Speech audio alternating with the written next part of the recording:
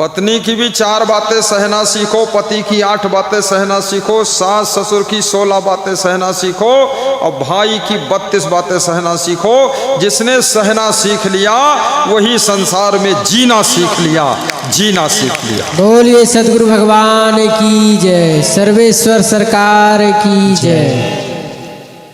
कौन नहीं सहता है? होटल में चाय पीते हो, क्या आपके मन के अनुकूल चाय बनती है? कभी नहीं। होटल में भोजन खाते हो, क्या आपके मन को सफाई शुद्धता है? कहीं नहीं। लेकिन सह लेते हो, लड़ाई नहीं करते हो, पैसा भी देते हो, खा लेते हो। तो घर में भी जरा संतोष रखो, सहनशीलता रखो।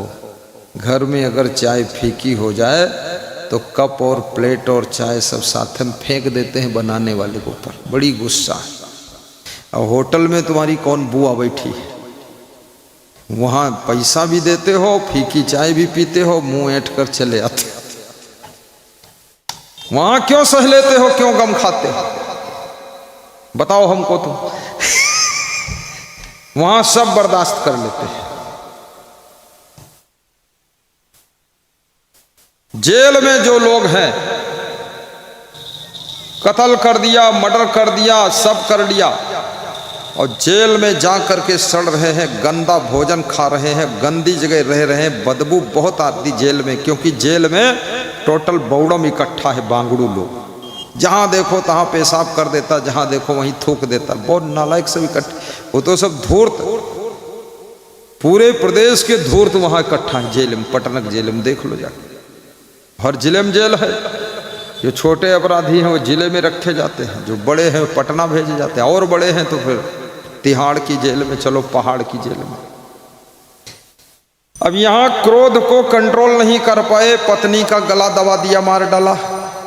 अपने क्रोध को नहीं कंट्रोल कर पाए, बाप को मार डाला, पति को मार डाला, भाई का मर्डर कर दिया। छोटी सी बात नहीं सह पाए और जेल में जा करके सब बर्दाश्त करना पड़ता है। गंदा भोजन खाना पड़ता, सहना पड़ता है। गंदगी में सोना पड़ता, वो भी सहना पड़ता है। और खटमल और मच्छरों के बीच में रहना पड़ता, सहना पड़ता है। और गंदे बर्तनों में खाना पड़ता, सहना पड़ता है।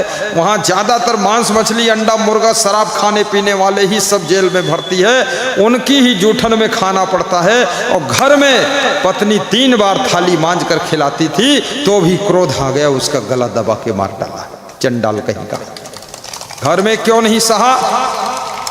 जो पत्नी की सह लेगा, पति की सह लेगा, बाप की सह लेगा, माँ की सह लेगा, सास ससुर की सह लेगा, याद रखना उसको जेल में सहने की जरूरत ही नहीं पड़ेगी। अपने आंगन में मस्त मुस्कुराता रहेगा।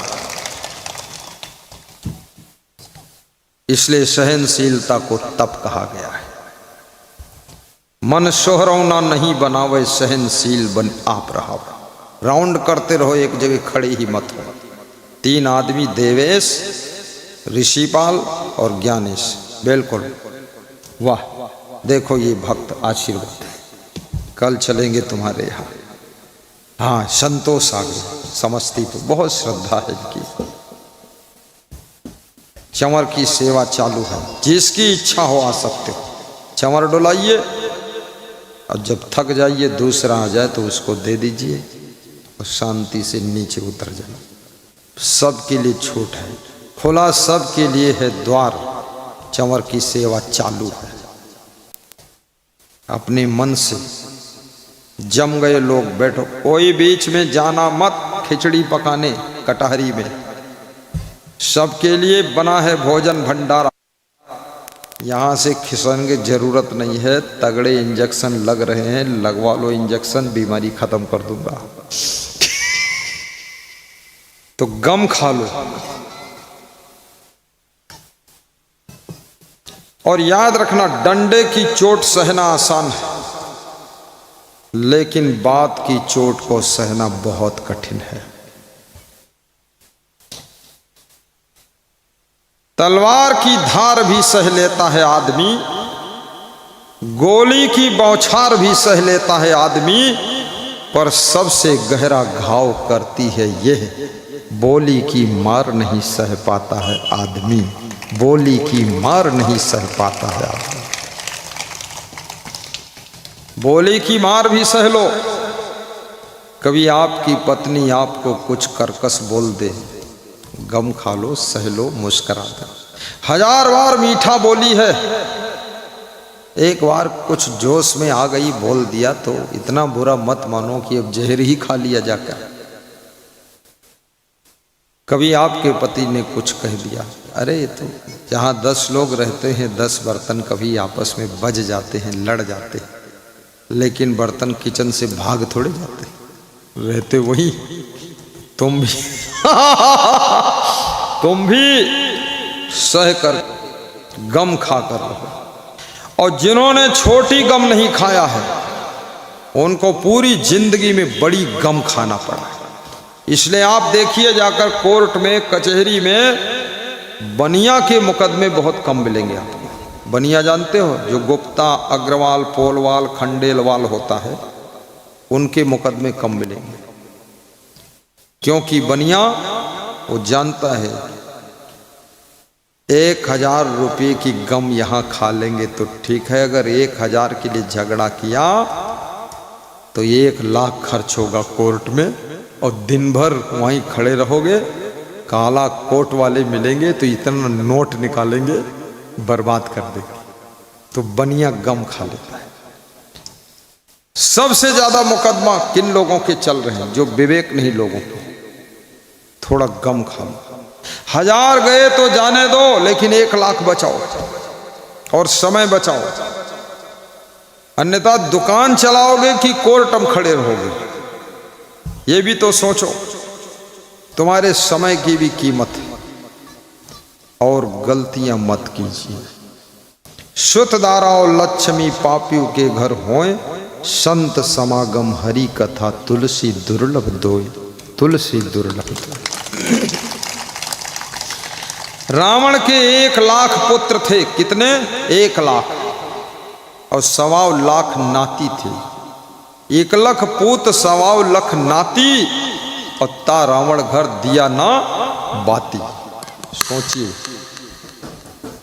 उस रावण के घर में कोई दिया बाती जलाने वाला नहीं था। 1 लाख पुत्र 1.25 लाख नाती। व्यास गादी निवेदन करती है, विभीषण ने भक्ति किया था तो भगवान ने विभीषण को तारा, और रावण ने गुरु भक्ति नहीं किया तो रावण को भगवान ने मारा। भक्ति करने वाले ही तर सकते हैं दुनिया से। भक्ति से ही मुक्ति मिलेगी, मोक्ष मिलेगा, कल्याण होगा, बाकी कोई उपाय नहीं है। इसलिए भक्ति मन लगा कर कीजिए। गुरु की कंठी माला पहनिए, गुरु से मंत्र सुनिए, और गुरु का ध्यान सुबह शाम करिए। और गुरु की वंदना, सुबह प्रातः वंदना, शाम संध्या वंदना, शाम को आरती, सुबह आरती, और रात में गुरु महिमा का पाठ करिए। ये भक्ति अगर जिंदा है तो पाठ पूजा होगी, भक्ति मर गई तो पाठ पूजा बंद है, डेड है भक्ति। पाठ पूजा के बिना भक्ति तो मरी हुई है, लाश ढो रहे हो तुम खाली।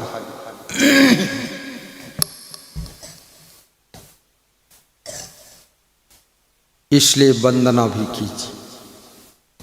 यहां पुस्तकालय की दुकान से जा करके वंदना की किताब खरीद लो, आरती की किताब खरीद लो, ज्ञान की किताबें खरीद लो। आज एक व्यक्ति ने मुझसे पूछा है कि बुद्धिमान और विद्वान में क्या अंतर है। तो जो पर्ची लेकर आया था, मैंने कहा गाय और भैंस में जो अंतर है वही अंतर विद्वान और बुद्धिमान में है, जो गाय और भैंस में होता है। तो वो हंसने उसको उम्मीद नहीं थी ऐसा उत्तर देंगे गुरुजी। विद्वान और बुद्धिमान में क्या अंतर है? याद रखना, जो बुद्धिमान नहीं होगा, बुद्धू होगा, मूर्ख होगा, जिसके बुद्धि नहीं, वो विद्वान बन ही नहीं सकता। बुद्धिमान होना पहली सीढ़ी है और विद्वान होना दूसरी सीढ़ी है। जब बुद्धि ही नहीं तो विद्वान क्या बनोगे? एक अक्षर याद ही नहीं होगा। बुद्धिमान और विद्वान एक ही व्यक्ति होता है, दो नहीं होते, तो अंतर कैसे निकालोगे? अगर बुद्धिमान नहीं है तो विद्वान भी नहीं होगा। हमारे यहाँ एक साधु आया बनने के लिए लड़का, तो मैंने उससे कहा ये 65 भजन है, इसको याद कर लोगे तो साधु बना दूंगा। तो मेरे मन में उम्मीद थी कि ये 2-3 महीना में याद करेगा 65 भजन, और उसने 2 दिन में 65 भजन याद करके सुना दिया। मैं भी दंग रह गया, क्योंकि इतना लंबा याद किया 65 भजन। हाँ, 65 लाइन याद होना मुश्किल है, तुम लाठी लेकर बैठो और पीटो तो भी याद नहीं होगा। तो मैंने कहा कैसे याद हुआ? बोले मुझे साधु का भेष लेना था, इसलिए हमने रट लिया। तो हमने कहा बहुत बुद्धिमान है, और रटने के बाद वो विद्वान हो गया, याद हो गया। जो विद्वान है इसका मतलब बुद्धिमान है। धन्य हो संतोष, बहुत बढ़िया। लल्लन फुलवरिया मोतीहारी विद्वान। अब मैं कहता हूं बुद्धिमान, विद्वान, विवेकवान में क्या अंतर है और विचारवान में क्या अंतर है? बहुत अंतर है। बुद्धिमान और विवेकवान में अंतर ये है, बुद्धिमान ऐसे है जैसे बुझी हुई टार्च, और विवेकवान ऐसे है जैसे जलती हुई टार्च, बस इतना अंतर है। और विचारवान और बुद्धिमान में अंतर क्या है? ऐसे अंतर है जैसे गेहूं का ढेर लगा है, पशु आता है तो गेहूं, धूल, माटी सब खा जाता है, लेकिन बुद्धिमान ऐसे है वो टोटल ले लेगा। लेकिन जो विचारवान है वो धूल अलग कर देगा, कंकड़ पत्थर अलग कर देगा, गेहूं को धोएगा, सुखाएगा, फिर पिसाएगा, तब रोटी बनाकर तब खाएगा। उसे विचारवान कहते हैं, वो विचार पूर्वक काम करेगा। तो मैं निवेदन आपसे करूंगा कि बुद्धिमान कैसे बनोगे? अब कितने लोग, कौन है जो विद्वान नहीं बनना चाहता है? सब बनना चाहते हैं लेकिन बन नहीं पाते। सबकी इच्छा है मैं विद्वान बनूंगा। आज मेरे पास में उत्तर प्रदेश के कमिश्नर का फोन आया, श्री यल वेंकटेश्वर लू साहब। प्रबंधक को फोन किया, उसने बात कराया, तो उन्होंने कहा भोपाल में बहुत बड़ा सम्मेलन है, उस सम्मेलन का नाम है आनंद महोत्सव, तो आपको मैं आमंत्रित करता हूं, आप भोपाल पधारिए। मैंने कहा उस समय मेरा कार्यक्रम रांची में लगा हुआ, बहुत बड़ा कार्यक्रम, संभव नहीं कि मैं आ जाऊं। बोले हवाई जहाज से आ जाओ। तो हमने उसी दिन प्रवचन है। अरे बोले आप आ जाते तो आनंद आ जाता, प्रवचन सुना देते। अब वो कमिश्नर है, पूरे उत्तर प्रदेश के जितने जिले हैं उन सब कमिश्नरों के ऊपर सुपर कमिश्नर है यल वेंकटेश्वर लू बुला रहा। क्यों बुला रहा? गुण के ग्राहक सहस्र नर, बिन गुण लहाई न कोई। हर आदमी गुण का ग्राहक है।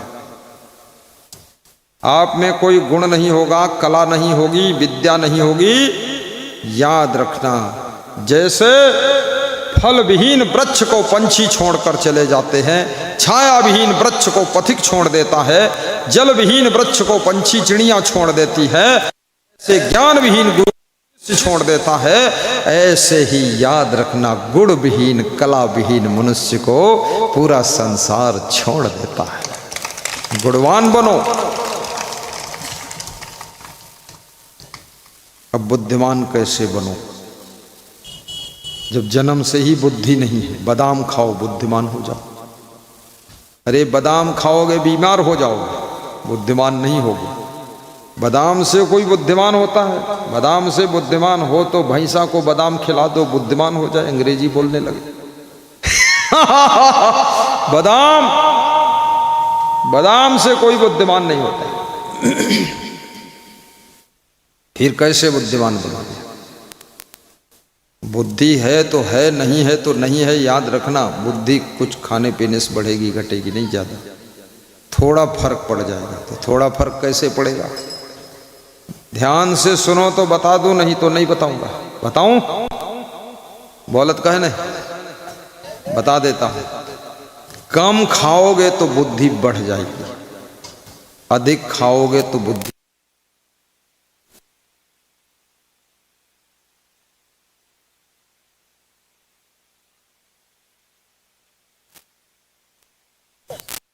खोपड़ी बचेगी, बुद्धि सब खत्म।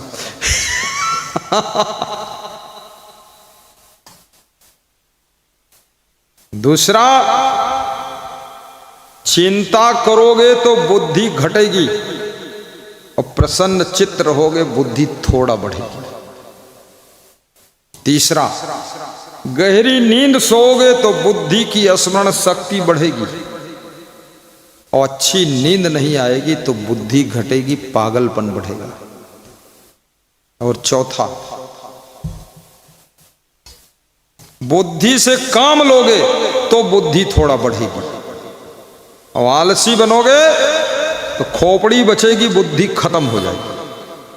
बुद्धि से काम लेना पड़ेगा। सरसत के भंडार की बड़ी अपूरब बात, ज्यों खर्चे त्यों तो बढ़े, बिन खर्चे घट जात। बुद्धि को खर्च ना करो तो घट जाएगी, इसलिए खूब बुद्धि खर्च करो। जो लोग शरीर से खूब काम करते उनका शरीर मजबूत हो जाता है और जो शरीर से काम नहीं करते उनका शरीर कमजोर हो जाता है। देखो कितनी उल्टी बात है। बुद्धि से अगर ज्यादा काम लोगे तो बुद्धि तीव्र हो जाएगी और बुद्धि से काम नहीं लोगे तो बुद्धि मंद हो जाएगी। काम कौन लेता है? बुद्धि से काम लेना पड़ेगा। बुद्धि का एक्सरसाइज करो, बुद्धि का व्यायाम। मैं ग्रेजुएट में पढ़ रहा था तो कक्षा 8 का सवाल हल कर रहा था, मैथमेटिक। तो उसमें सब सवाल हल कर दिया मैथमेटिक के, एक क्वेश्चन फंस गया, उसका आंसर सही नहीं है। रात भर जुटा रहा। अब 2 विद्यार्थी थे तो फिर एक कृषि अधिकारी के पास हम गए, जिला कृषि अधिकारी। वो बिस्तर में लेटा था, 5 बजे सुबह उसके कमरे में पहुंचे। हमने कहा एक क्वेश्चन नहीं हल हो रहा। बोले बोलो। तो हमने कहा कलम कागज लो, लिखो। बोले तुम ऐसे ही बोल दो। तो हमने खड़े खड़े बोल दिया। वो लेटे लेटे पैरा में लेटा था, पैरा में, ठंडी के महीने पैरा में लेटे लेटे फट से बता दिया। बोले ये है। तो हम लोग हंसते हुए बाहर निकले और शर्मिंदा हो गए कि रात भर भिड़े रहे, क्वेश्चन नहीं हल हुआ। देखो 1 मिनट हम हल कर दिया। बुद्धि को खूब लगाइए। काम करने से अकल आएगी, बैठे रहने से कुछ अकल नहीं। मकान का नक्शा भी कागज पर बनाओ। राजस्थान में मैं गया था किसी के घर में, तो मैंने कहा ये घर बहुत सुंदर, इसका नक्शा कौन बनाया? तो उन्होंने इशारा दिया मेरी बेटी। तो हमने कहा बेटी तू क्या आर्किटेक्ट इंजीनियर है? बोले आर्किटेक्ट नहीं हूं, मैंने 200 नक्शा कागज पर बनाया, उसके बाद ये नक्शा पास हुआ। पढ़े लिखे कितना हो तुम, इससे मतलब। रमेश कुमार सरपंच ग्वालियर का, उसके घर पधरौनी गया तो उसका मकान बहुत अच्छा देखा। हमने कहा कौन नक्शा बनाया? बोले मैंने। कितनी पढ़ाई किया? बोले 5वीं। तो हमने कहा क्या करते हो? बोले आर्किटेक्ट इंजीनियर का काम करता हूँ, दिल्ली के इंजीनियरों की पेंट उतार देता हूँ। तो हमने कहा क्या मतलब? बोले दिल्ली के इंजीनियर मेरी टक्कर नहीं लेते, 5वीं पास हूँ, इतना दिमाग लड़ाया हूँ, बुद्धि का प्रयोग किया हूँ, अब इतना ज्ञान बढ़ गया मेरे पास। आलसी और कामचोर निकम्मे लोग बुद्धू हो जाते हैं। इसलिए आज संकल्प ले लो कि बुद्धि का प्रयोग करो, कामचोर मत बनो। दिमाग लड़ाते रहो। दिमाग लड़ाने में क्या परेशानी? तुम पड़ोसी को लड़ाते हो, अपना दिमाग लड़ाते ही नहीं। दिमाग लड़ाइए कि मकान कैसा बनाना है, गाड़ी कैसी लानी है। तर्क स्वयं से तर्क करिए, दूसरों से नहीं। दूसरों से तर्क करोगे तो मारपीट हो जाएगी। खुद से तर्क करो। कि ये गाड़ी लूँगा तो क्या होगा, वो गाड़ी लूँगा तो क्या लगेगा, कितना डीजल खर्च होगा, कितना मेंटेनेंस आएगा, इस कंपनी को लूँगा तो क्या फ़ायदा, उस कंपनी को लूँगा तो क्या फ़ायदा, इसमें कितनी सीट रहेगी, कितना माइलेज रहेगा, और ये गाड़ी का बैलेंस कैसा है, पलट तो नहीं जाएगी, कैसी होगी। दुनिया भर का तर्क करके तब गाड़ी खरीदो। दिमाग का व्यायाम करते रहो और बुद्धि थोड़ा और बढ़ाना है तो जोर से हंस दिया करो 24 घंटे में 2-4 बार। हंसते कोई है ही नहीं, सब ऐसे बैठे हैं जैसे बहुत सीरियस मरीज है, लगता हॉस्पिटल में आए। मैं यही देख रहा हूँ, मैं सोचता हूँ सत्संग के आखिरी तक 2-4 लोगों का आखिरी न हो जाए। हाँ, अरे जो है सो है, हंस करके जिंदगी जियो। जो बहुत जगह फंसता है वही नहीं हंसता है, और जो कहीं नहीं फंसता वो हमेशा हंसता है। ये हंसी बंद होती टेंशन के कारण, और टेंशन होती तुम्हारी गलती के कारण। भोजन भी कम खाइए, चबा चबा कर खाइए, प्रेम से खाइए, चिंता मत कीजिए। काम एडवांस करो, चिंता कभी नहीं होगी एडवांस। मैं सत्संग कर रहा था औरैया जिले में उत्तर प्रदेश में, तो पारिवारिक क्लास लिया, परिवार के लोग बैठे, वो 7 भाई है 8 भाई, तो सब लेडीज़ बैठ गई, बच्चे बैठ गए, वो बैठ गए, थोड़ा ज्ञान दिया। तो लेडीजें बता रही थी बहुत दुख है। तो मैंने पूछा क्या दुख है? बोले 7-8 लड़कियों की शादी एक साथ करना है, बहुत चिंता है। तो उनके घर का जो मालिक था बोले चिंता ये फालतू करती है, सभी लड़कियों की शादी हुई पड़ी है। हमने कहा हुई पड़ी, किधर पड़ी है? बोले सबकी सबके अकाउंट में हुई पड़ी है। बोले 18 लाख रुपया हर लड़की के अकाउंट में जमा, जिस दिन चाहो 8 का एक साथ कर दो। अब ये फालतू चिंता करती है तो करने दो इनको, दुखी होते क्यों हो?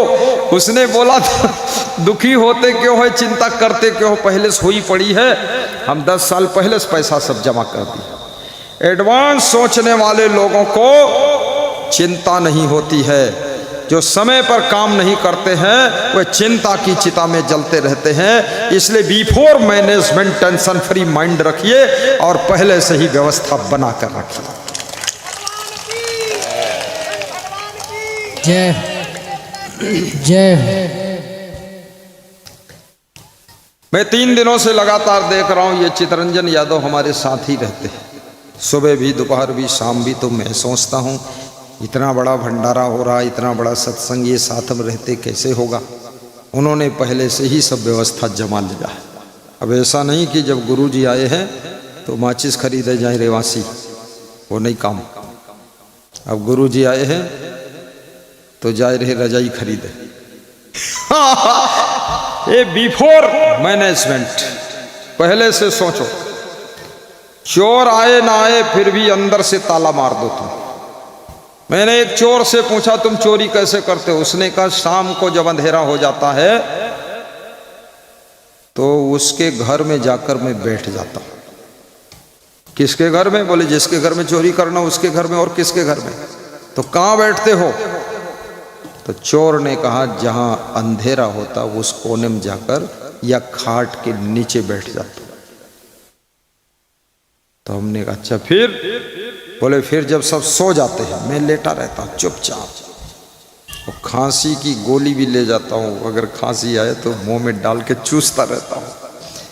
और 2 बजे रात को जब सब गहरी नींद सोते हैं तो चुपके से उठ करके मैं दरवाजा अंदर से खोल देता हूं, खोल के अपने सब चोरों को अंदर कर लेता हूँ और पीछे दरवाज़ा भी खोल देता हूँ। सारा सामान हम उठा लेते हैं, चले जाते हैं। 2 बजे से 3 बजे के बीच में हम चोरी करते हैं, और 2 बजे से 3 बजे गहरी नींद होती है। तो तुम जब ताला लगाते हो बाहर लगाते हो, लेकिन मैं आपको आज बता देता हूँ जब रात में सोइए तो अंदर ताला लगाइए, ताकि चोर अंदर घुस भी गया है तो अंदर ही रहे, वो भी टेंशन में पड़ जाए। अब मैं बहुत सारी चतुराई तुमको बताता नहीं, मुझे शर्म लगती ही नहीं, तो सब बता दूं तो तुम कहोगे अरे गजब हो गया। अंदर से ताला लगाइए और स्वयं लगाइए। बेटे के सहारे मत रहिए, न बेटे के सहारे, न बहू के सहारे, न पत्नी के सहारे, न पति के सहारे, खुद। और चाबी कहाँ रखना है आपको पता है, मुझे पता है, मैं जानता हूं चाबी कहाँ रखना है। चाबी अपने बिस्तर के नीचे, जहां तुम्हारी कमर के नीचे टांग रहती जांघ, वहां पर गद्दे के नीचे घुसेड़ के रखो। क्योंकि सब जानते हैं सिरहाने कोने में चाबी रखी जाती है, वहीं पलट के देखेंगे, तुम वहां डालो जाकर। हमारे साथ में एक साधु था, कह रहा था मेरा चप्पल कभी नहीं खोया है। तुमने कहा क्या करते हो तुम? और कितने साधुओं के चप्पल जो है हर गांव में एक दो जोड़ी खो जाता है। तो साधु बोला मैं ये करता हूँ, बायां का चप्पल मैं इस कोने में डालता हूँ, दाहिने का चप्पल उस कोने में डालता हूँ। जब जोड़ा मिला नहीं पाता है तो कोई ले भी नहीं जाता। ये सब छोटी छोटी बातें हैं, लेकिन चतुराई की बातें। अगर गाड़ी रोज नहीं चलाना है तो गाड़ी का एक पहिया खोल करके अंदर रख लो और वहां जैक मत लगाना, ईंट लगा दो। कभी कोई चोर आया भी हो, गाड़ी चोरी किया तो धड़ाम से गिरेगी, वो जाएगी। और पहिया लेकर आएगा वो बहुत बड़ा सेटिंग का काम, तब तक खटपट होगा, तुम उठ जाओ। और रात में पति पत्नी सलाह कर लो कि तुम 12 बजे उठ करके थोड़ा टहल लेना, टार्च लगा देना, और मैं 2 बजे उठकर टार्च लगाऊंगा, छत से चारों तरफ घुमाऊंगा, खांसूंगा थोड़ा। और फिर माँ की ड्यूटी लगा दो, तू 4 बजे उठ जाना। बाप से कह दो 5 बजे उठ के टहल लेना। बाप है कुंभकर्ण की तरह सोता है, बुद्धि नहीं है, बाप बन गया खाम खाम, मत बन बाप, उठ। तो सबकी ड्यूटी लगाइए, सावधान रहिए, बेहोश होकर के मत सोइए। अच्छी नींद लेना चाहिए, लेकिन सेटिंग भी करना चाहिए। और ये भी याद रखना, अब कुछ नहीं बताऊंगा, अब अलग सत्संग सुनाऊंगा, बहुत ज्यादा हो जाएगा। आशीर्वाद क्या नाम? सच्चिदानंद प्रसाद। कहाँ से? कैलाशपुरी से आए। देखो कितना दूर से, ताली बजा दो इनके लिए। जाओ बैठो। गुरुदेव तुम्हारी जय जय हो, भगवान तुम्हारी जय जय हो। गुरुदेव तुम्हारी जय जय हो, भगवान तुम्हारी जय जय हो। गुरुदेव तुम्हारी जय जय हो, हे क्षमा तुम्हारी जय जय हो। गुरुदेव तुम्हारी जय जय हो, हे क्षमा तुम्हारी जय जय हो। कबीर तुम्हारी जय जय हो, कबीर तुम्हारी जय जय हो। महावीर तुम्हारी जय जय हो, महावीर तुम्हारी जय जय हो। गुरुदेव तुम्हारी जय जय हो, कबीर तुम्हारी जय जय हो। ताली बजाकर गाइए, बोलिए, मुंह से आवाज नहीं आ रही है। कबीर तुम्हारी जय। जो गाएगा नहीं अगले जन्म में गूंगा गूंगा बूंगा पैदा होगा। जय जय हो, बोलो नहीं तो लग जाएगा श्राप। तुम्हारी जय जय। अब डर मारेगा नहीं कि गूंगा न हो जाओ। तुम्हारी जय जय हो, हे नाथ तुम्हारी जय जय हो। भगवान तुम्हारी जय जय हो भगवान तुम्हारी जय जय हो गुरुदेव देव तुम्हारी जय जय हो। बस अब मत बजाना ना तो गाना, अब सुनना। तो बुद्धि बढ़ाने के लिए व्यायाम भी करना चाहिए। दौड़ने से बुद्धि बढ़ती थोड़ी सी, ऐसा ज्यादा नहीं बढ़ेगी, क्योंकि घोड़ा रोज दौड़ता है, उसकी बुद्धि कहाँ बढ़ेगी है, लेकिन थोड़ा असर पड़ेगा। लोग सोचते गुरुजी दौड़ने की भी बताते, फिर घोड़क बताते, दौड़ना भी मुश्किल। और दुखी रहने से बुद्धि घट जाती है। दुखी, ज्यादा दुखी रहोगे बुद्धि खत्म। शाहजहानपुर के एक भक्त की पत्नी कह रही थी कि हमारी बुद्धि सब खत्म हो गई, ज्ञान खत्म हो। कैसे? बोले लड़का जब से पैदा हुआ ये बड़ा वाला इतना परेशान किया है कि सब ज्ञान बुद्धि सब खत्म हो गया। रामायण की 200 चौपाई याद रहे, सब खत्म हो। तो हमने फिर बचा क्या? बोले हमारी मूर्खता बची और कुछ नहीं बचा।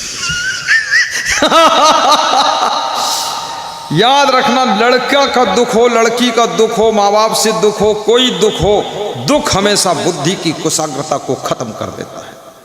इसलिए मैं निवेदन करूंगा, दुख आए लेकिन दुखी मत हो। जैसे सर्दी आई पर तुमको सर्दी लगी नहीं, क्यों? तुमने रजाई ओढ़ लिया, स्वेटर पहन लिया, जैकेट पहन लिया, कंबल ओढ़ लिया, सर्दी नहीं लगी। जैसे बरसात आई लेकिन तुम भीगे नहीं, क्योंकि छत के नीचे बैठे रहे, छतरी लगा लिया, बरसाती ओढ़ लिया, झिल्ली ओढ़ लिया, गाड़ी में बैठ लिया, तुम बच गए। बरसात तो हो रही लेकिन भीग नहीं रहे हो, ठंडी तो है लेकिन ठंडी लग नहीं रही है। ऐसे याद रखना, गर्मी है पर तुम्हें गर्मी नहीं लग रही, क्योंकि तुमने पंखा चला लिया, कूलर चला लिया, एसी चला लिया, तो गर्मी नहीं लग रही है। ऐसे ही दुख तो है लेकिन तुम्हारे पास में विचार होना चाहिए, विवेक होना चाहिए, ज्ञान होना चाहिए, तो दुख में तुम दुखी नहीं होगे। दुख तो रहेगा लेकिन दुखी नहीं होगे। बोलिए सद्गुरुदेव की जय हो। ठंडी तो रहेगी लेकिन ठंडी लगेगी नहीं। अभी गर्मी है नहीं है, ठंडी है नहीं है, बरसात है नहीं है, तो क्या है?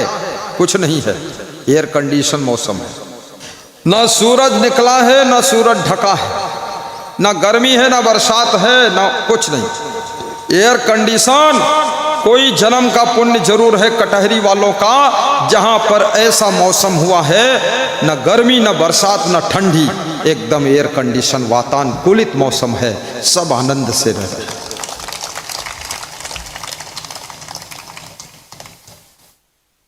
ये कैसा सुहाना है। अभी आप चले जाओ यूपी, वहां बहुत ठंडी है अभी भी, लखीमपुर खीरी में। तो ऐसे ही दुख तो आएगा, लेकिन दुखी होना ना होना ये तुम्हारे बस की बात है। 2 बच्चे पढ़ रहे थे स्कूल में, दोनों सगे भाई थे, दोनों जुड़वा थे, दोनों एक ही क्लास में थे, दोनों एक ही माँ बाप के थे। पढ़ाई किया, ट्यूशन किया, एग्जाम दिया, रिजल्ट का समय आ गया, तिलक लगवाइए, तिलक की थाल में भेंट भी चढ़ाते रहिए। और जब रिजल्ट आया तो दोनों लड़के 1-1 किलो मीठा लेकर, मार्कशीट लेकर घर को आए। तो उनके हाथ में मीठा देखा तो माँ बाप बहुत खुश हुए, बहन भी खुश हुई, क्योंकि मीठा देखा। मीठा मतलब पास हो गए, अच्छे नंबर आए, तभी तो मीठा लाए। मुंह मीठा करेंगे, मीठा बांटेंगे, पेड़ा बटेगा, बर्फी कलाकंद बटेगा, खुश हुई। तो मार्कशीट तो किसी ने देखा ही नहीं, सब मीठा खाने पर टूट पड़े। डब्बा खोला और बांट बांट कर 2-2 पीस, 3-3 पीस खाया, पीस निकाला खीस। मुस्कराए, वाह बहुत बढ़िया मीठा खिलाए हमारे बच्चों ने। फिर मार्कशीट देखा तो बड़े लड़के की मार्कशीट देखा तो लिखा था पास, पास्ड, पास हो गया। कितने % नंबर? प्रणाम, जय जय महाराज। साहब बंदगी, बोलो साहब बंदगी कर रहे हैं। साहेब बंदगी, साहेब बंदगी, साहेब बंदगी। साहेब बंदगी। धन्यवाद दिया, पीठ पर हाथ रखा कि आशीर्वाद बेटा तू फर्स्ट पास हो गया। दूसरे लड़के का मार्कशीट उठाया, देखा उससे जो छोटा था, बोले तू दिखा दे। ये महान भक्त है।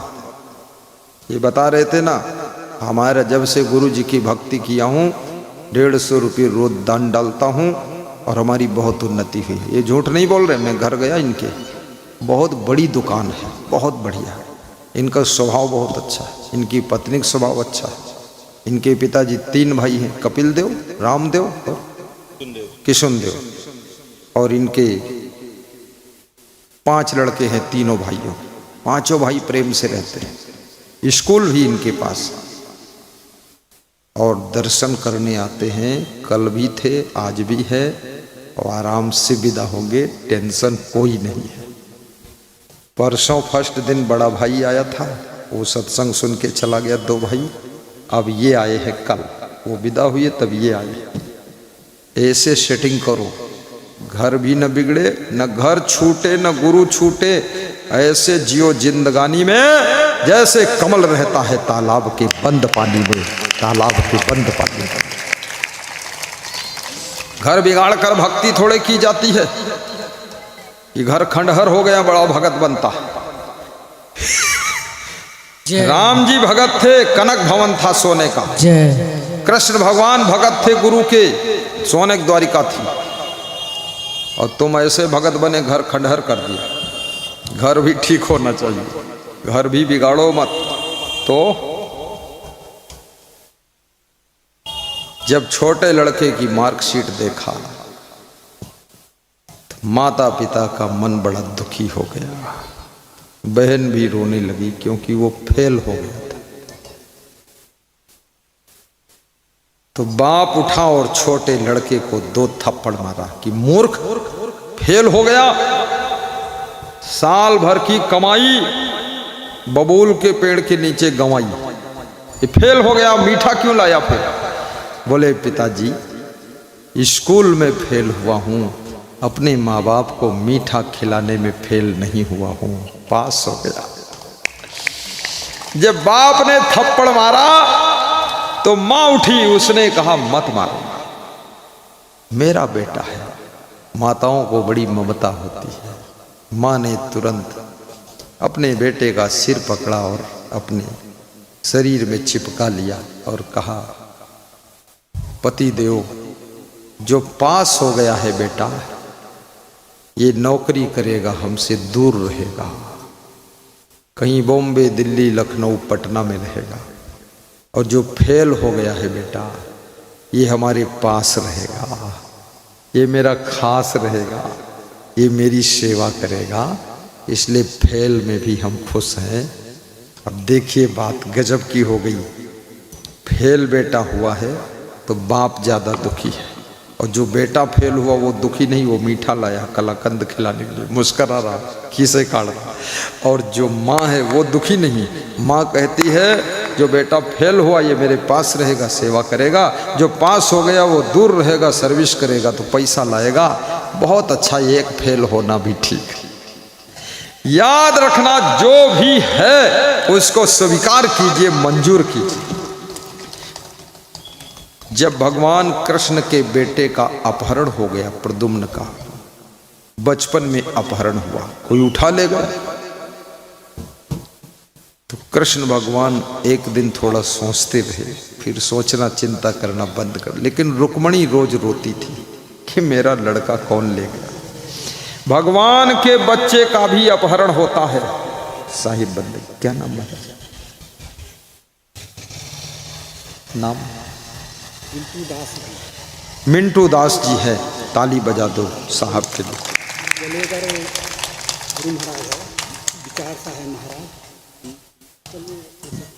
बहुत बहुत धन्यवाद, सेवा किया। तो फिर आगे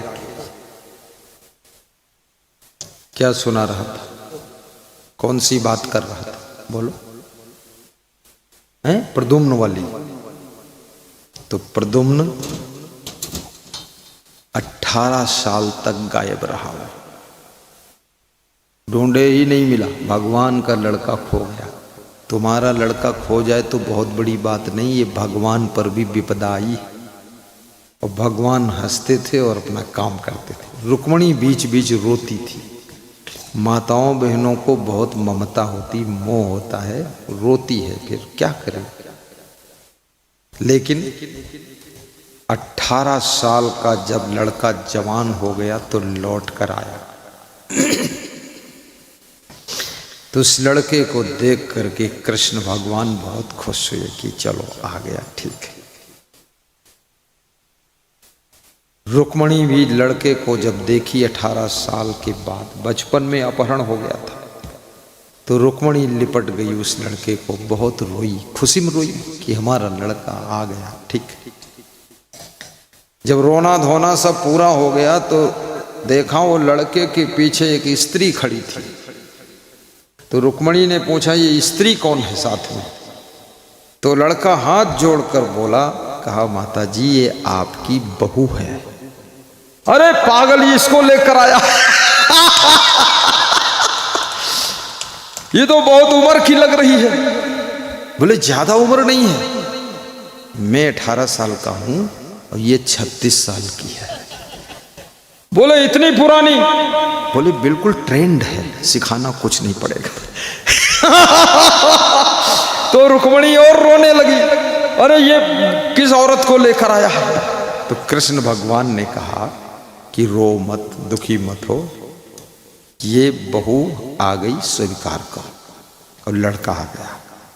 अब सबसे बड़ी बात है, इसकी शादी ढूंढना पड़ता, वो भी झंझट था, वो काम इसने खुद कर लिया। दूसरी बात, शादी में 10-20 लाख खर्चा होता, वो भी बच गया, वो भी ठीक। फिर बाजा गाजा वाले को बुलाओ, वो भी खर्चा बंद हो गया। फिर बारात करो, सबको खाना पीना करो, 2-4 लाख का वो भी खत्म हो गया। तो ये लड़का बुद्धिमान है, फ्री में बहू ले आया। ताली बजाओ, बहुत अच्छा।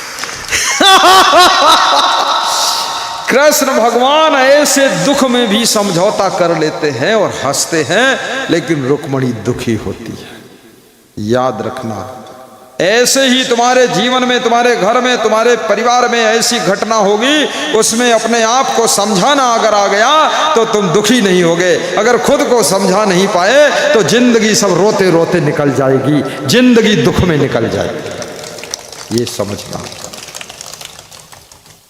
बहुत सुंदर, बहुत सुंदर। दुख में मत घबराना पंछी, यह जग दुख का मेला है। चाहे भीड़ बहुत अंबर पर, उड़ना तुझे अकेला है। दुख में मत घबराना पंछी, गाते रहो, जग दुख वाह का वाह। मेला है। चाहे भीड़ बहुत अंबर पर, उड़ना तुझे अकेला है। उड़ना तुझे अकेला है, उड़ना तुझे अकेला है। दुख में मत घबराना पंछी, यह जग दुख का मेला है। दुख में मत घबराना पंछी, यह जग दुख का मेला है। इस कहानी से भी सीखो, भगवान कृष्ण के घर की कहानी। जीवन में उतार चढ़ाव आते, दुख में अपने आप को संभालो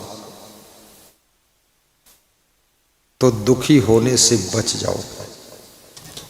दुख तो आएगा, लेकिन दुखी होने से बचना। जोगेंद्र ठाकुर।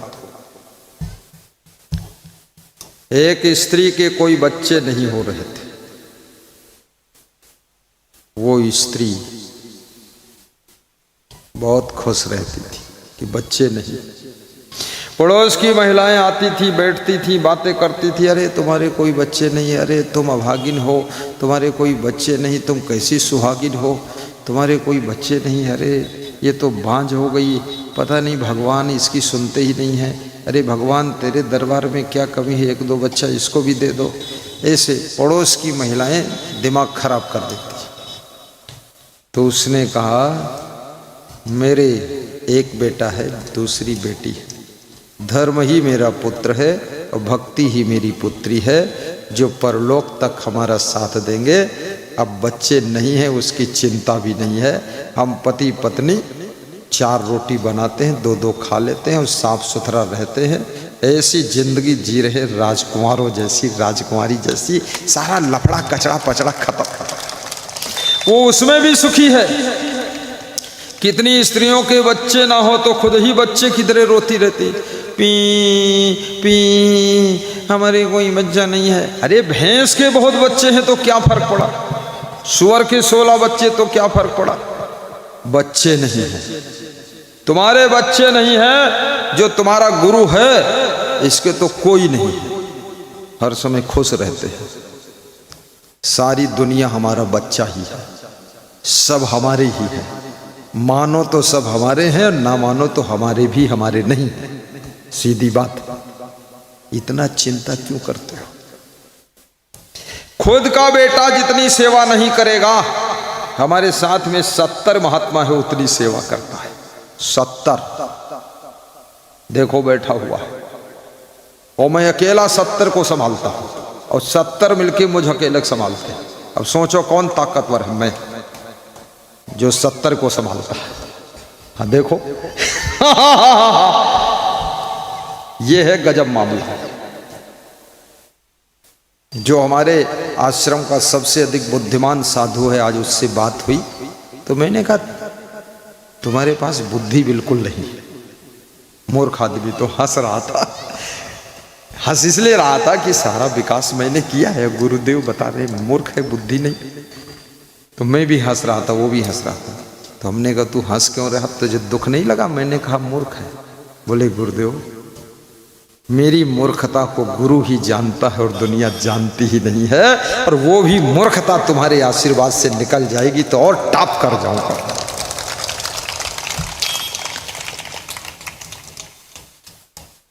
बच्चे अगर हो तो भी खुश रहिए, बच्चे थोड़ा गलतियां करेंगे, दुखी मत हो। बच्चे इसीलिए नाम उनका है, भूल चूक होगी, कभी बच्चा फेल भी होगा। और हर व्यक्ति अपने बच्चे को नीट पढ़ा रहा है। नीट नीट मतलब सब डॉक्टर बनेंगे, मरीज कौन बनेगा? और सब IAS PCS UPSC परीक्षा में सब लोग बिठाते हैं। तो भाई जब सब लोग बैठ रहे हैं, वहां सीटें निर्धारित हैं, तो फेल भी तो होंगे कोई ना, कोई बात नहीं। तुम चिंता छोड़ो, बच्चे को पढ़ाओ, जो उसके भाग्य में होगा वो होगा, लेकिन तुम अपना कर्म करो, अपना फर्ज करो, अपना कर्ज उतारो, फिर बच्चा जो है किस्मत उदय होगी तो नीट भी पास करेगा, और बच्चा UPSC भी पास करेगा, SDM बनेगा, DM बनेगा, कलेक्टर बनेगा, डॉक्टर बनेगा, इंजीनियर बनेगा। चिंता किस बात की? लेकिन तुम पढ़ाओ ही ना, ये बहुत बड़ा अपराध है। आने दो आने दो आने दो, वो पुराना हमारा भक्त है, पंडित है ना, आज कोई आता है नहीं तो कोई, लेकिन जिसको आना है थोड़ा सफ़ेद ड्रेस वालों के लिए छूट रहता है, इसलिए रोक रहे हैं। कमांडो ड्रेस इन लोगों की कलरदार है ना, लेकिन अब क्या करे बेचारा, कुर्ता निकाले तो बिल्कुल सब पेट खुल जाएगा। परंतु गुरु के चमर डोलाने की सेवा प्रभु मेरे जब करना, तो थोड़ा व्हाइट कपड़ा हो तो अच्छा रहता है, व्हाइट। और 2-2 ड्रेस व्हाइट बना लो और 2-2 पगड़ी रख लो। पगड़ी बांधने में शर्माओ मत, जिसके सिर पर पगड़ी उसकी व्यवस्था बहुत तगड़ी। फिर कितनी मारो रगड़ी और पगड़ी वाला संभल गया। पगड़ी जैसे हमारे कुछ भक्त लोग पगड़ी बांधे, ये बैठे ना मनोज कुमार, वो भैया बैठा, क्या नाम, अजय कुमार, ठीक, ये भी पगड़ी बांध दिया। अब कुर्ता बदल जाएगा इनका भी, 2 कुर्ता 2 पाजामा बनवा लो, ये पेंट शर्ट सफ़ेद, और उसको बस जब गुरु जी के दर्शन करने जाओ पहन लो, और पगड़ी भी पहन लो, और जब आओ तो उसको बक्से में फिर रख दो धो करके, और फिर रंगीन पहन लो, मिट्टी में गंदे हो जाएंगे। पगड़ी लगाने से भी शोभा बढ़ती है। पगड़ी का मतलब है इस आदमी ने जिम्मेदारी समझ लिया। पगड़ी रस्म, और जिसका पति गुरु की भक्ति में डूब जाए तो समझ लो पत्नी बहुत भाग्यशाली है। अब गुरु का ज्ञान तुम्हारे पति को इधर उधर भटकने नहीं देगा, कंट्रोल रखेगा। और जिसकी पत्नी भी भक्ति में गुरु का ध्यान करे, चितरंजन जी कह रहे थे कि मेरी पत्नी मुझसे भी आगे निकल जाएगी लग रहा। हमने कहा दोनों कंपटीशन रहो, देखते कौन फर्स्ट आता। जिसकी पत्नी का लगाव गुरु जी से ध्यान करती है तो समझ लो ये पत्नी नहीं है, ये धर्म पत्नी है, ये सती सावित्री है। नहीं तो गुरु उरु से कौन मन लगाता है, सब ऐसे ऐसे गुरु उधर पड़े रहते हैं। लेकिन गुरु से उसी का मन जुड़ेगा जिसकी जिंदगी फ्रेश होने की ओर बढ़ रही है।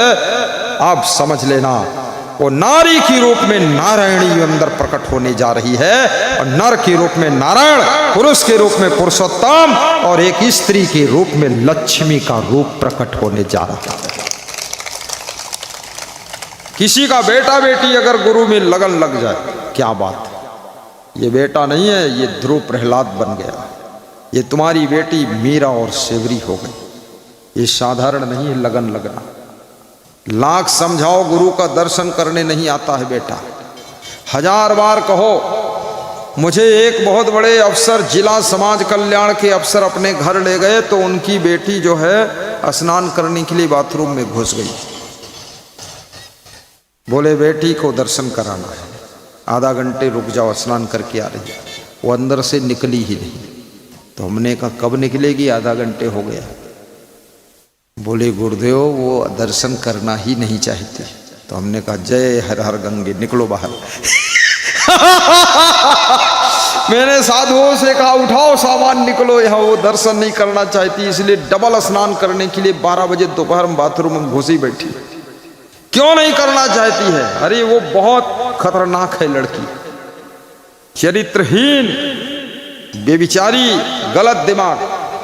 क्योंकि इतने तेजस्वी गुरु के सामने पड़ने की उसके अंदर साहस नहीं, और सामने पड़ जाए तो उसके पाप कट जाएंगे, दिमाग शुद्ध हो जाए, बुद्धि शुद्ध हो जाए, कल्याण हो जाए। तो ये अगर कोई तुम्हारा बेटा गुरु में रुचि लेता है तो समझ लो तुम्हारी किस्मत बुलंद है। तो साहेब बंदगी बोलो एक बार। साहेब बंदगी। दुखेश अनुद्विग्न मनः सुखेश विगत अस्पृहा बीत राग भय क्रोधा स्थित धीमन उच्चते। जो दुख के आने पर भी दुखी ना हो, ठंडी के आने पर भी जिसको ठंडी न लगे तो समझ लो होशियार हो गया। और जो धूल के उड़ने पर भी जिसको धूल न लगे, इसका मतलब शीशा बंद गाड़ी में एसी में बैठा है, धूल तो सड़क पर उड़ रही, लग नहीं रही। ऐसे ही अपने जीवन में विवेक और ज्ञान का शीशा बंद कर लीजिए, दुनिया के दुखों की धूल तुमको छू नहीं पाएगी और तुम पवित्र बने रहो। एक छोटी सी कहानी सुनाऊंगा, बहुत अच्छी कहानी, आशीर्वाद। बहुत बड़े परम भक्त है ये, क्या नाम है? शंकर पंडित। बहुत दानी, ज्ञानी, निर्माणी और महान। मेरी नज़र पड़ गई है। अब तुम एक बना लेना सफ़ेद ड्रेस, ठीक? बस अगली बार।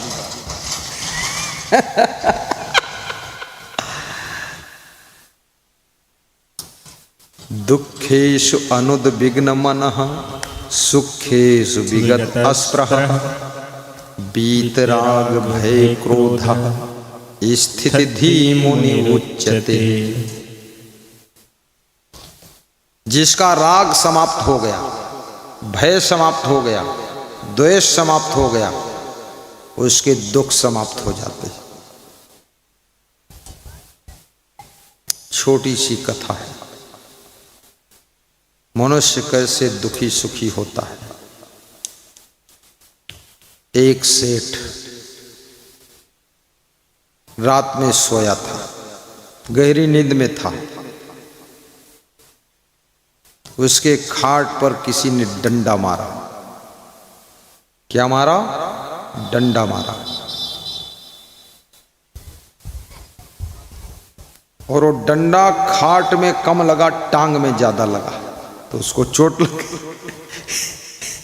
तो सेठ को ऐसा लगा मेरे डंडा कौन मारा, मेरी पत्नी ने मारा रात में क्या।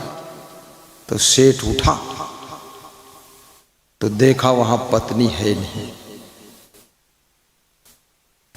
वहां काला कपड़ा पहने हुए कोई काली देवी खड़ी है, भयानक रूप में। तो सेठ डर गया, हाथ जोड़कर क्षमा मांगा कि देवी जी क्यों डंडा मारा। बोले हमने इसलिए डंडा मारा है,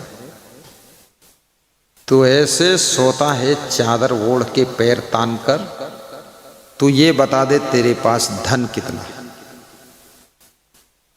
तो सेठ बोला कल बताऊंगा। ठीक है, कल बताना। कल रात में फिर वही काली छाया आई और सेठ सो रहा था, फिर डंडा मारा, तो पैर में ही डंडा मार दिया।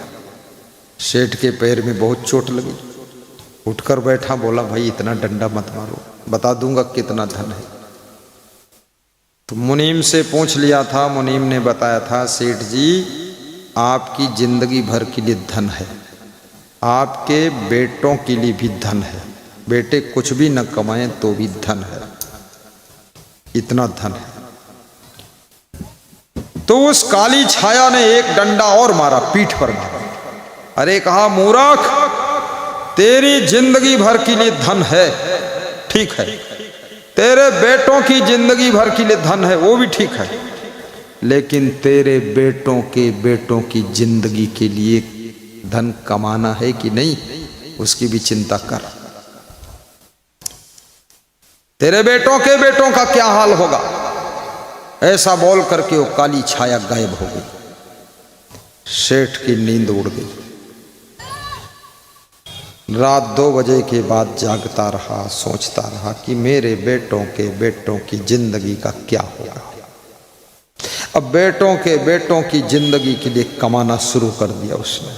रात दिन परेशान, चिंता, टेंशन, तनाव, स्ट्रेस, दुख, आफा काफा लाफा जाफा, इधर उधर दौड़ा धूप फिर शुरू हो गई। अब रात को नींद ना आए हो, दिन में चैन न मिले हो, भगदड़ मची हुई, भागम भाग जिंदगी। बुढ़ापे में फिर भागना शुरू हुआ 60 साल की उम्र में।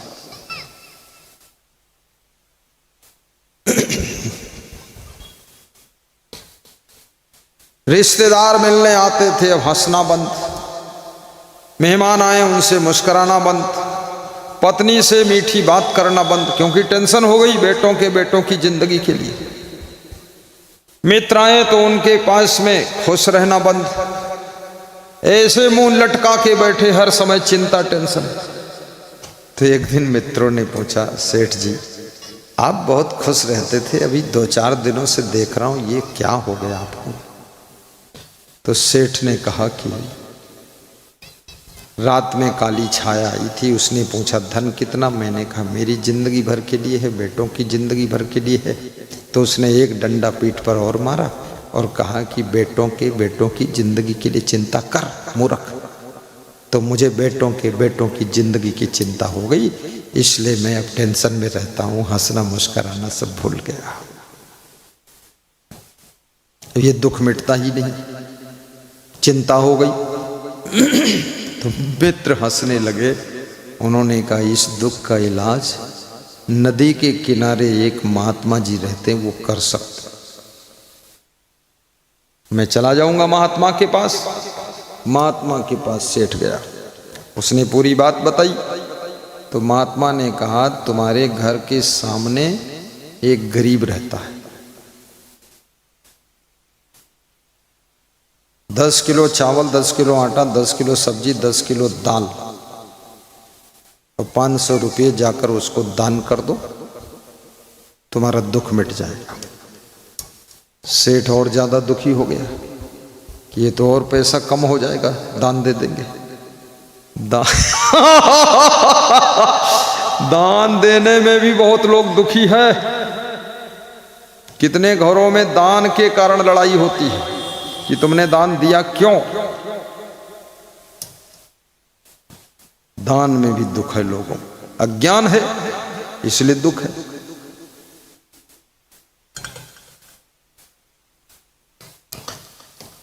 खुश नहीं हुआ सेठ महात्मा की बात सुनकर। तो महात्मा ने कहा खुश नहीं हुए, क्या बात? बोले खुश क्या हो, हम आए थे इसलिए कोई उपाय बताओगे तो बेटों की जिंदगी के लिए धन मिल जाएगा, और तुम ऐसा उपाय बताए हो और कम हो जाएगा इसलिए हम नहीं खुश हुए। महात्मा मुस्कराया। महात्मा ने कहा जो मैंने कहा है वही उपाय है, जाओ तुम जाओ करो जाकर। सेठ गया, सेठानी से बताया कि महात्मा की आज्ञा हुई है, 10 किलो आटा, दाल, चावल, सब्जी और 500 रुपये पड़ोसी सामने है, उसको दे देना। सेठानी ने कहा इसमें क्या पूछना है, दे दो, अपने घर तो हजारों कुंटल भरा हुआ है। जिनके हजारों कुंटल है 10 किलो देना भी मुश्किल है, और जिनके पास में केवल 2 कुंटल चावल है उसमें से भी 10 किलो दान हंसते हंसते कर देते हैं। दान देने के लिए कलेजा चाहिए। दान देने के लिए मुख्यमंत्री बनने की जरूरत नहीं है। हमारे पास में बहुत सांसद, विधायक, मंत्री आते हैं, 1 रुपया दान नहीं निकलता। एक बड़ा चंडाल कंजड़, शर्म भी नहीं लगती उसको, इतना बेशरम।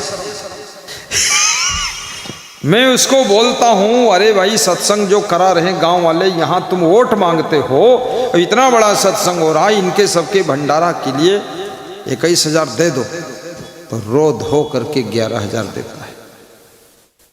और जब वोट मांगने आता है सबके हाथ पांव जोड़ता है, दाई बने, भैया बने, बुआ बने, भैंस बने, गाय बने, गदही बने, वोट दे देते। अरे मूर्ख, तू दे नोट तब दूंगा वोट, नहीं तो तुझको दूंगा घोट, कुछ नहीं मिलेगा वोट, ऊपर से लगेगी चोट। ये दान देना बहुत हिम्मत का काम है सबके पास, जितना है उतना है, कितना है जितना है, ये दान देना कोई छोटी बात नहीं। और ये भी बात है, शास्त्र कहते दान दिए धन ना घटे, कही गए संत कबीर, तुलसी पंचन के पिए घटे न सरिता नीर। जब कोरोना हमारे देश में आया था, महामारी आई थी, विश्व की महामारी, देश की व्यवस्था 2 साल बिगड़ गई थी, कितने लोग मर गए, लाशें निकल गईं। उस समय सबसे बड़ा दान करने वाला यदि कोई था तो रतन टाटा था। 1500 करोड़ रुपया दान दिया था, देश को दिया था, और उसी के पैसे से सबको फ्री में कोरोना की वैक्सीन लगाई गई थी। सरकार भी भिखमंगी हो गई थी, वो दान मांग रही थी जनता से, सरकार का खजाना भी खाली हो गया था। बहुत बड़ा संकट था, महामारी का संकट। जो बच्चे सड़क पर हल्ला मचा रहे हैं ये भी संकट है, इनको रोको जाकर, यहां से दौड़ कर वहां पहुंचो, कंट्रोल करो, नहीं ये महामारी बन जाएंगे। और दूसरा सबसे बड़ा दानी था मुकेश अंबानी, 500 करोड़ दिया था, 5 करोड़ नहीं 500 करोड़। मुझे बताइए दुनिया में, भारत देश में सबसे बड़ा धनवान कौन है? वही लोग हैं जिन्होंने सबसे बड़ा दान दिया था। जो बड़ा दान करता है वो बड़ा धनवान बनता है, जो बिल्कुल दान नहीं करता है वो नादान हो जाता है, वो बर्बाद होता है। बोलिए सतगुरु भगवान की जय। और मुकेश अंबानी का भाई अनिल अंबानी, उसने 100 करोड़ भी नहीं दिया, वो कंगाल हो गया, उसका सब बिजनेस बिगड़ गया, चौपट हो गया, ऐसे मुंह फैलाता घूमता रहता। उसका जो है 10,000 करोड़ का नुकसान हो गया। अनिल अंबानी, उसी का भाई है सगा। इसलिए कन्यादान भी बहुत बड़ा दान है। भंडारा में अन्नदान बहुत बड़ा दान माना गया। सत्संग में धन दान, समय दान, श्रम दान, ये बहुत बड़ा दान है। यहाँ सत्संग हो रहा, कुछ लोग पानी पिला रहे, कुछ लोग भोजन परोसेंगे, कोई खीर परोस रहा, कोई सफाई कर रहा, ये याद रखना ये श्रम दान है और इसका फल जरूर मिलेगा, कोई संदेह नहीं।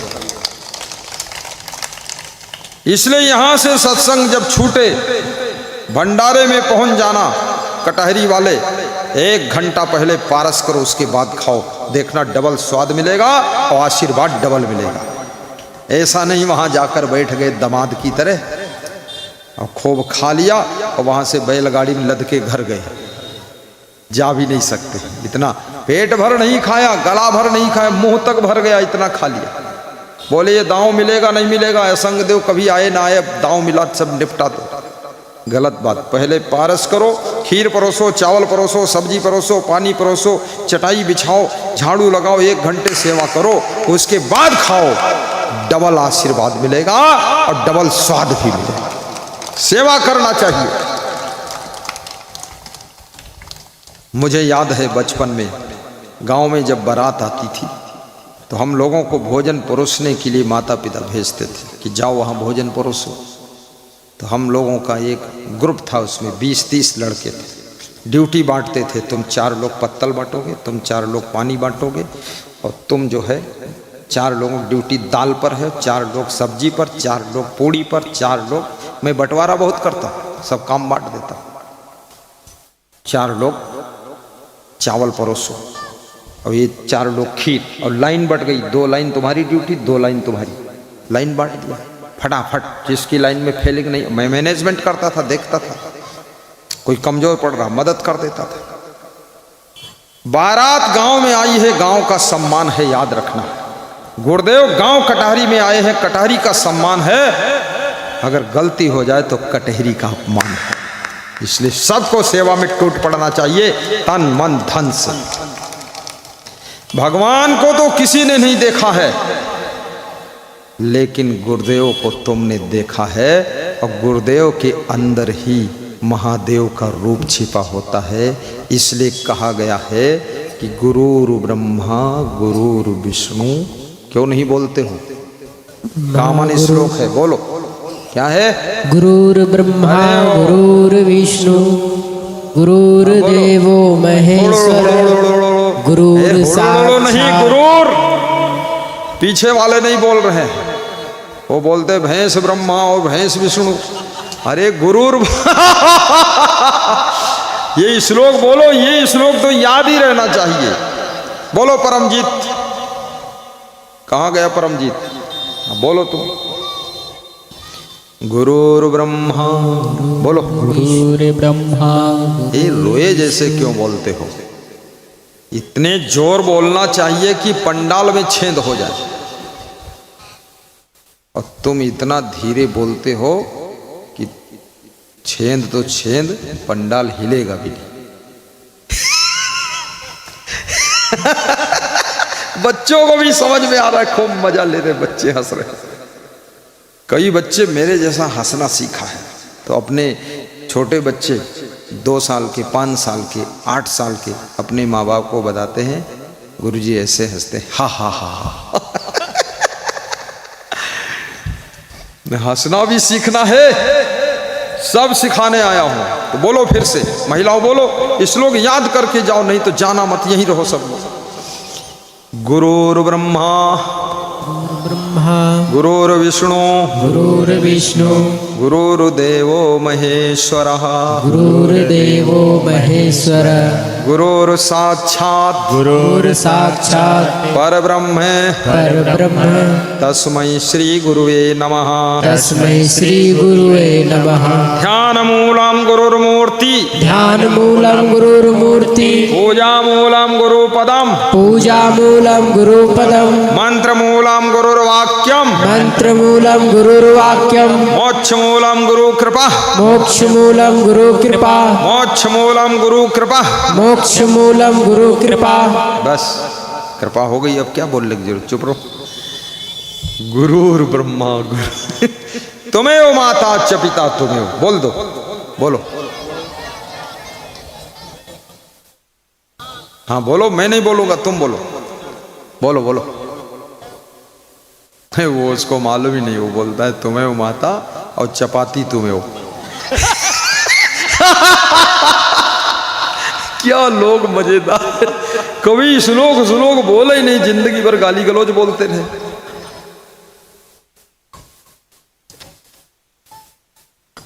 आप नजरें करम की जो कर दे, हम भी दैरो हरम छोड़ देंगे। कव्वाली है, गा दूं? कव्वाली गाऊं? गा देता हूं इसको थोड़ा। आप नजरें करम की जो कर दे, हम भी दैरो हरम छोड़ देंगे। देख लेंगे जो सूरत तुम्हारी,